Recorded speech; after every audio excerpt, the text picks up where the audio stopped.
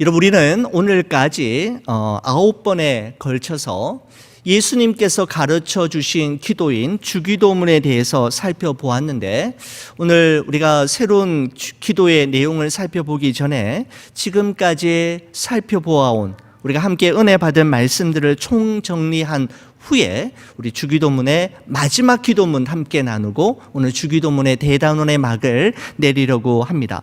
여러분, 예수님께서 제자들에게 주기도문을 가르쳐 주신 이유는 종교 지도자들과 유대인들의 기도에 두 가지 심각한 문제가 있었기 때문입니다. 여러분, 유대인들이 가지고 있는, 그리고 예수님이 생각하신 중요한 그리고 심각한 기도 문제는 두 가지였는데, 외식하는 기도와 중언부언하는 기도이었습니다. 여러분, 외식하는 기도가 잘못된 것은 하나님보다 사람에게 보이려고 하는데 포커스가 맞추어져 있기 때문입니다. 여러분, 왜 기도하는 사람이 기도하면서 사람에게 보이려고 하는 걸까요? 여러분, 이유는 아주 간단합니다. 사람들에게 기도 많이 하는 분으로, 기도의 대가로 인정받고 싶은 마음 때문입니다. 근데 예수님께서는 이렇게 말씀하십니다. 너는 기도할 때에 내 골방에 들어가 문을 닫고 은밀한 중에 계신 내 아버지께 기도하라. 은밀한 중에 보시는 내 아버지께서 갚으시리라 라고 말씀하고 있습니다.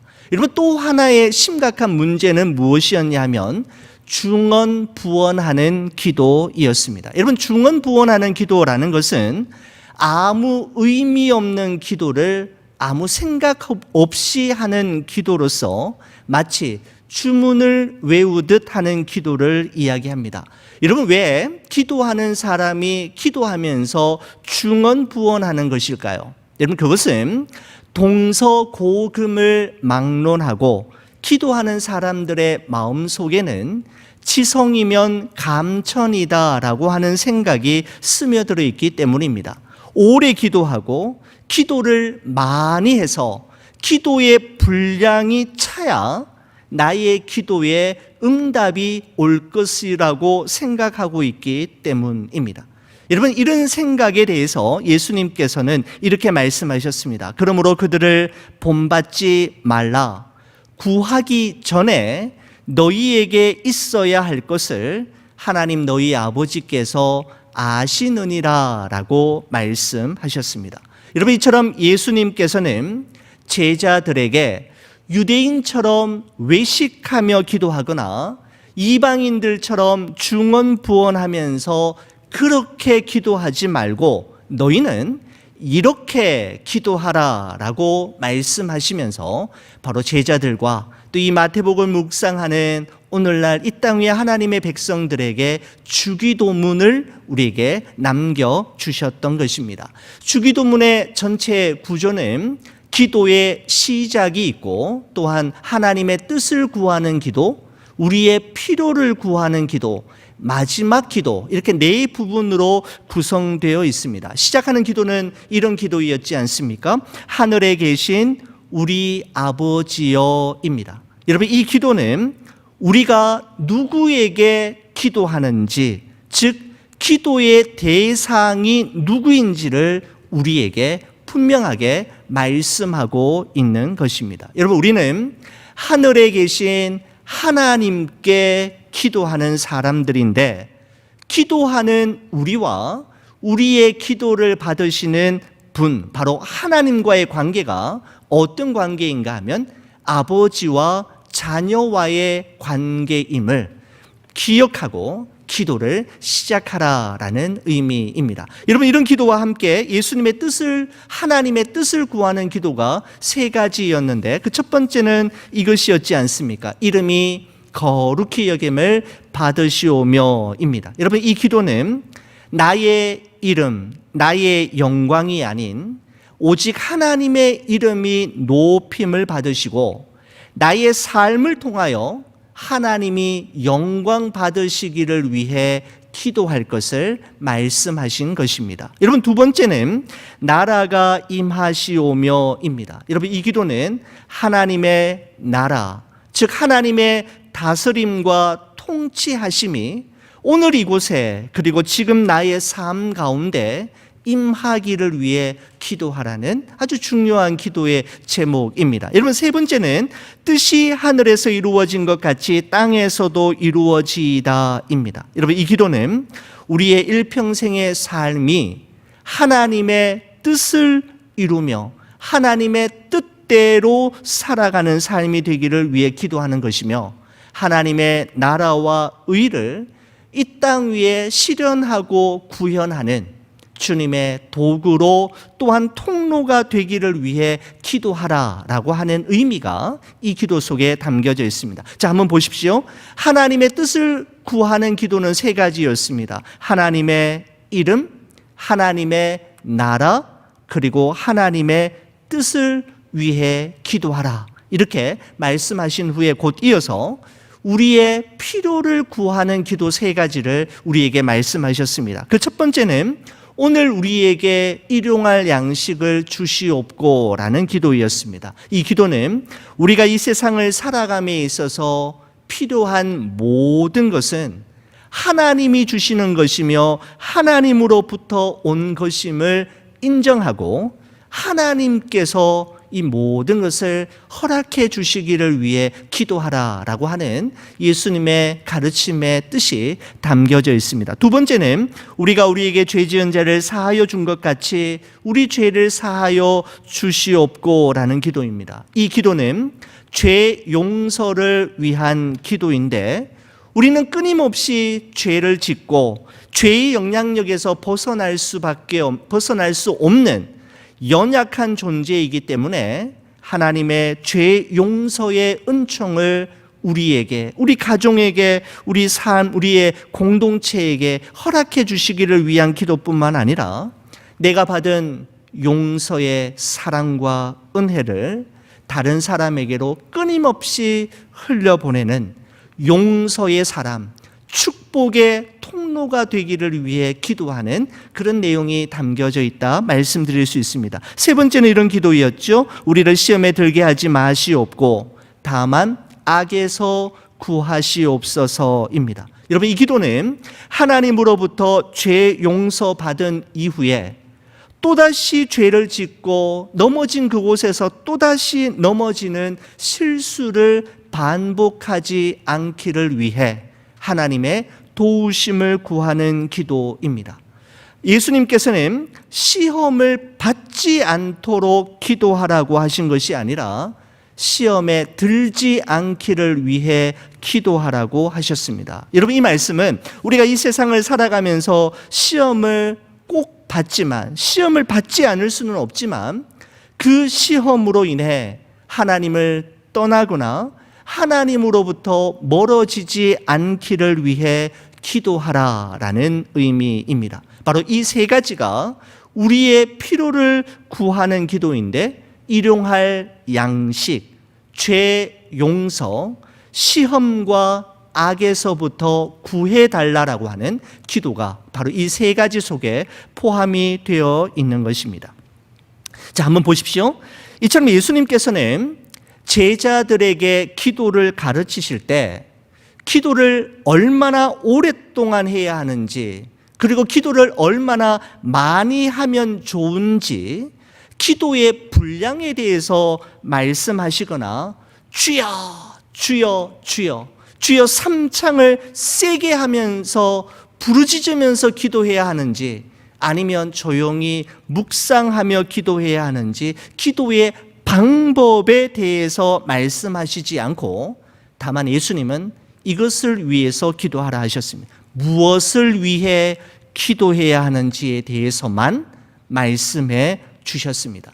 기도의 분량, 기도하는 방법보다 예수님께서 더 중요하게 보신 것은 기도의 내용이었고, 바로 실제로 기도하는 것이었습니다. 여러분, 그렇습니다. 하나님은 기도를 정확하게 설명해낼 수 있는 사람이 아니라 실제로 기도하는 사람을 찾으시고 그 기도하는 사람에게 크고 은밀한 일을 보여주시는 분이십니다. 여러분, 이제 예수님께서 가르쳐 주신 기도의 이제 마지막 우리 기도를 함께 살펴보고자 합니다. 예수님께서는 이렇게 기도하라라고 말씀하신 후에 그 주기도문의 마지막을 이렇게 마무리하고 계시는 것을 보게 됩니다. 나라와 권세와 영광이 아버지께 영원히 있사옵나이다. 아멘이라고 되어 있습니다. 자, 여러분 성경책 가지고 계시면은 여러분의 성경책을 다시 한번 보시기 바랍니다. 나라와 권세와 영광이 아버지께 영원히 있사옵나이다. 아멘이라고 하는 요 기도문에 괄호가 쳐져 있는 것을 볼 수 있습니까? 여러분 성경책 그렇습니까? 괄호가 되어 있고 거기 보면은 나라와 권세와 영광이라고 할 때 나라 앞에 번호가 하나 붙여져 있는 것을 보실 수가 있겠습니다. 여러분 제가 가지고 있는 성경책에는 그 나라 앞에 6번이라고 되어 있는데 여러분의 성경책에는 몇 번이 붙여져 있습니까? 여러분 그 번호를 따라 성경책 가장 아래쪽으로 내려오시면은 이런 글이 그 성경책 아래쪽에 기록되어 있습니다. 고대 사본에 이 괄호 네 구절은 없다, 없음이라고 되어 있습니다. 이 괄호 속에 있는 이 구절, 그러니까 나라와 권세와 영광이 아버지께 영원히 있사옵나이다. 아멘이라고 하는 이 표현은 고대 사본에는 기록되어 있지 않다, 포함되어 있지 않다라고 말씀되어 있다라는 것입니다. 여러분 이 세상에 성경 원본이 있을까요? 네, 맞습니다. 성경 원본은 이 세상에 존재하지 않습니다. 다만 성경 사본들만이 존재하고 있습니다. 그런데 마태복음을 기록하고 있는 고대 사본들 중에는 나라와 권세와 영광이 아버지께 영원히 있사옵나이다. 아멘이라고 하는 이 표현이 마태복음을 기록하고 있는 고대 사본에는 포함되어 있지 않다, 기록되어져 있지 않다라는 것입니다. 여러분 예수님께서 주기도문을 가르쳐 주실 때 신약 성경에 두 군데에 기록되어 있다고 말씀드렸잖아요. 마태복음 우리가 보고 있는 6장과 누가복음 11장에 기록이 되어 있는데 실제적으로 누가복음 11장에 기록된 주기도문에는 이 표현이 없습니다. 생략되어 있는 것을 볼 수가 있습니다. 여러분 그래서 누가복음 11장에 기록된 주기도문은 이렇게 마무리가 됩니다. 우리가 우리에게 죄 지은 모든 사람을 용서하오니 우리 죄도 사하여 주시옵고 우리를 시험에 들게 하지 마시옵소서 하라. That's it. 그것으로 끝나버리는 것을 볼 수가 있습니다. 나라와 권세와 영광의 아버지께 영원히 있사옵나이다. 아멘이 없다라는 것이죠. 여러분 그래서 신학자들은 이 구절이 성경의 고대 사본에는 원래 없지만 초대 교회에서 예배용으로 이 마태복음을 사용하기 위해 괄호를 친 후에 첨부한 내용으로 해석하고 있는 것이 일반적인 해석의 방법입니다. 마태복음 고대 사본에는 없지만 이 마태복음 또 마가복음, 누가복음, 요한복음이 초대교회 예배를 드릴 때 예배용 성경으로 사용되어지면서 그 예배 인도자들이 첨부한 대신에 괄호를 친 후에 첨부한 내용으로 보고 있는 것이죠. 여러분 이 구절이 고대 사본에는 없지만 주기도문의 마지막 기도로 사용되어도 전혀 문제가 없는 것은 나라와 권세와 영광이 아버지께 영원히 있사옵나이다 라고 하는 이 구절이 지금까지 우리가 살펴보았던 주기도문의 내용을 가지고 우리가 기도해야 하는 이유가 무엇인지를 잘 설명해 주고 있기 때문입니다. 다시 말씀드리면 하나님의 이름, 하나님의 나라, 하나님의 뜻을 구하는 기도와 일용할 양식, 죄 용서, 시험과 악으로부터 보호해 주시기를 구하는 기도 제목을 가지고 하나님께 기도하는 이유는 나라와 권세와 영광이 아버지 하나님께 있기 때문이라는 말씀입니다.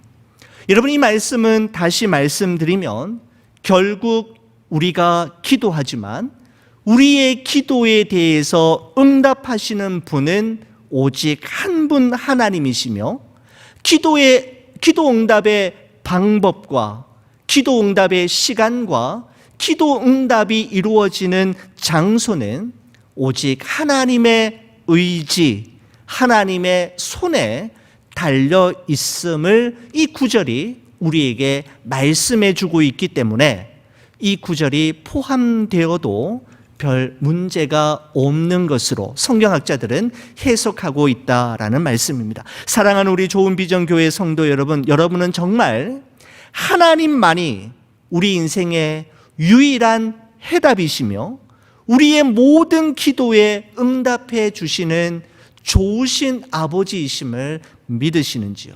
그렇다면 나라와 권세와 영광이 오직 아버지께 있습니다라고 하는 이 고백이 여러분의 삶 속에 여러분의 입술을 통하여 고백되어질 수 있다라는 것입니다. 여러분, 다윗은 역대상 29장 10절 12절에 다음과 같이 고백한 적이 있습니다. 한번 들어보십시오.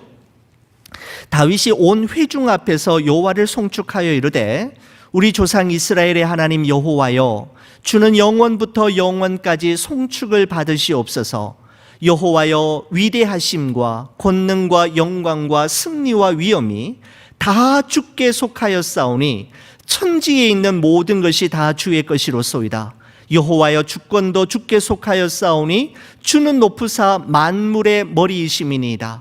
부와 귀가 주께로 말미암고 또 주는 만물의 주제가 되사 손에 권세와 능력이 있사오니 모든 사람을 크게 하심과 강하게 하심이 주의 손에 있나이다 라고 다윗은 고백했던 적이 있습니다.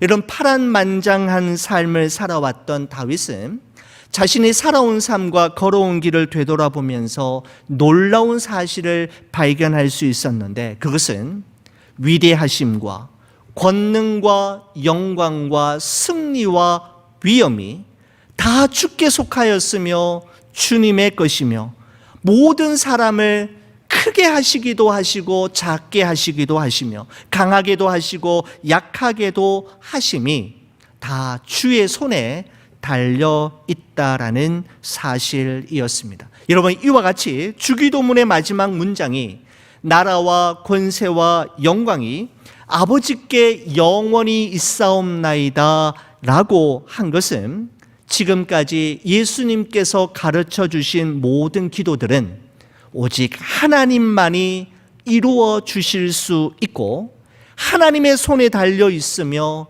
하나님의 의지, 하나님의 절대 주권에 속해 있음을 마지막으로 인정하며 기도를 마무리하라라는 의미입니다. 여러분, 또한 우리가 이 기도를 하나님 앞에 드릴 때마다 생각해야 할 것은 이것입니다. 정말 영원한 것과 정말 가치 있는 것은 하나님의 나라이며 하나님의 권세이며 하나님의 영광을 위한 삶임을 기억하는 바로 그것입니다.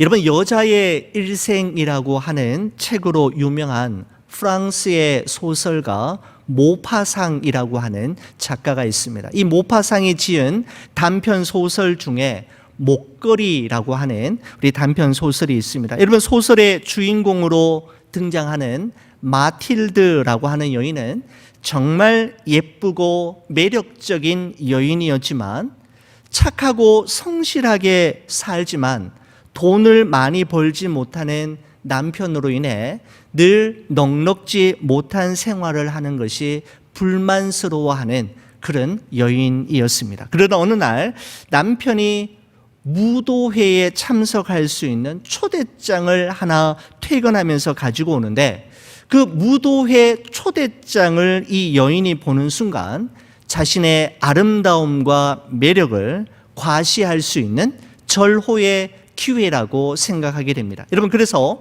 그 가난한 살림에 절약하고 모아둔 돈으로 아주 값비싼 드레스를 구입하고 자신을 아주 돋보이게 할 다이아몬드 목걸이를 빌리는데 갑부 친구인 포레스티라고 하는 부인에게서 다이아몬드 목걸이 하나를 빌리게 됩니다.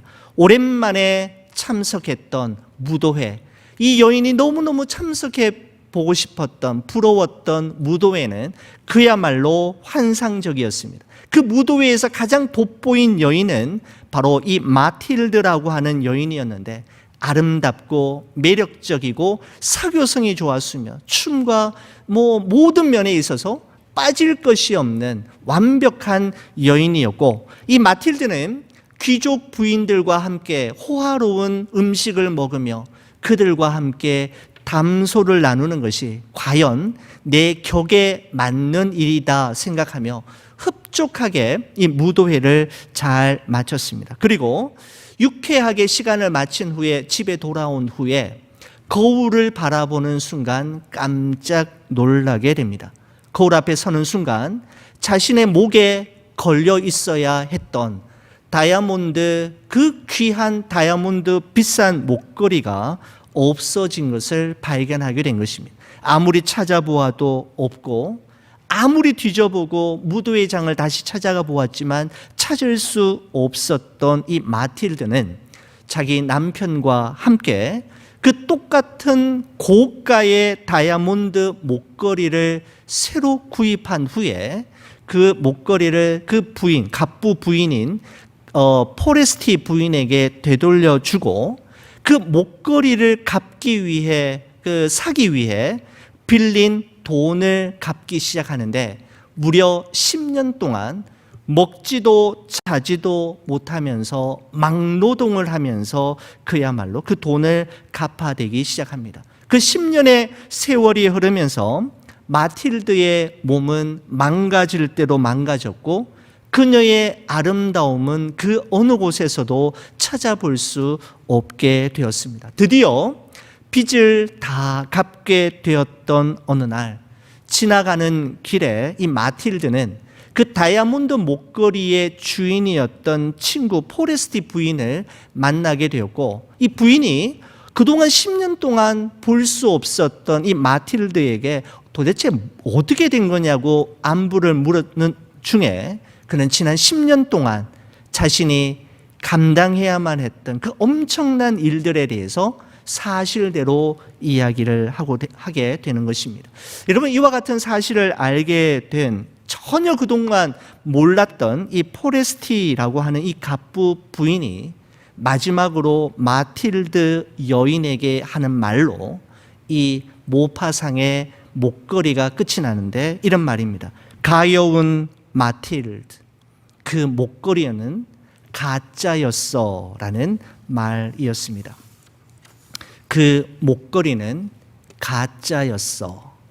여러분, 모파상은 이 소설을 통해서 인간의 헛된 욕망과 욕심이 자신의 삶을 얼마나 비참하게 만들 수 있는지를 독자들에게 보여주고 싶었던 것입니다. 그렇습니다. 지금 내가 꼭 붙들고 있는 그것, 결코 내려놓지 못하고 있는 그것, 아니 내려놓으면 절대로 안 될 것 같은 그것이 어쩌면 진짜가 아닌 가짜일 수 있고, 본질이 아닌 비본질적인 것이며 가장 가치 있는 것이 아닐 수 있음을 우리는 기억해야 합니다.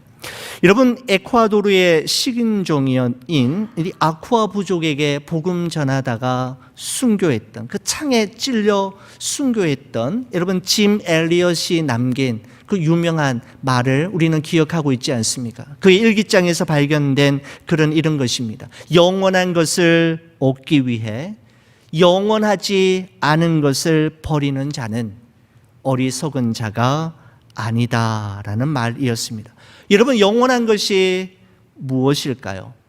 바로 그것은 하나님의 나라와 권세와 그의 영광을 위한 삶, 영원한 것입니다. 사랑과 섬김과 헌신의 삶, 영원한 것입니다. 항상 기뻐하고 쉬지 말고 기도하며 범사에 감사하는 삶, 영원한 것입니다. 여러분, 그렇다면 영원하지 않은 것은 무엇일까요? 영원하지 않은 것은 돈이요, 권력이요, 탐심이며 하나님이 아니라 내 노력으로 할 수 있다는 거만함과 오만함이요, 하나님으로부터 나를 멀어지게 만드는 모든 잘못된 죄의 습관과 나쁜 마음가짐, 이것은 결단코 영원한 것이 될 수 없을 것입니다. 짐 엘리엇은 그의 일기장에 이렇게도 기록해 두었습니다. 내 심장은